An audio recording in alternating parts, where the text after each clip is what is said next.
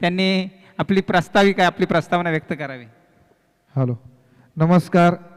सर्वप्रथम सर्व मान्यवरांचे, आपण सगळे मंडप डेकोरेटर्स कधी बोलायला मिळत नाही आपल्याला, पण आज ही संधी मिळाली. ती सर्व अध्यक्ष आपले सागरभाई चव्हाण यांच्यामुळे ती संधी मिळाली. हा कार्यक्रम ते इकडे येणार म्हणून सर्व आनंदमय वातावरण झालं आणि त्याच्यामुळे सर्वांना संधी मिळाली. सगळे एवढं फास्टमध्ये झालं तरी पण सर्व इथे उपस्थित राहिले. आपल्याकडचे जेवढे इथे मान्यवर आले त्यांचे सर्वांचं स्वागत. आणि चुकून जर कोणाचं नाव घ्यायचं जर राहिलं असेल तर दिलगिरी व्यक्त करतो. आणि असं होतं कधी कधी आपण सगळं करतो आणि मंडपवाल्याचंच नाव राहतं. बऱ्याच ठिकाणी असं होतं. सर्व करता असतो मंडपवाला. मंडपाशिवाय, साऊंडशिवाय, लाईटशिवाय, जनरेटरशिवाय आणि असं मंडपाचं अनेक डेकोरेशनचं जे काम असतं त्याशिवाय कुठलाच कार्य पूर्ण होत नाही.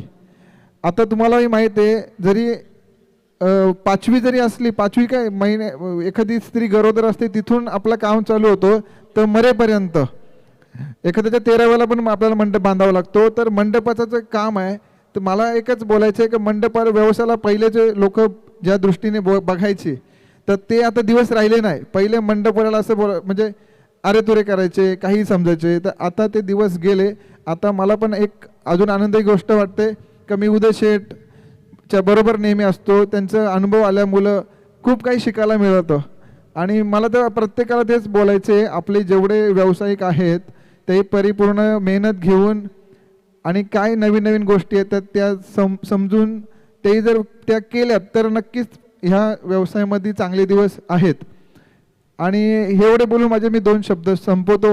जय हिंद, जय भारत.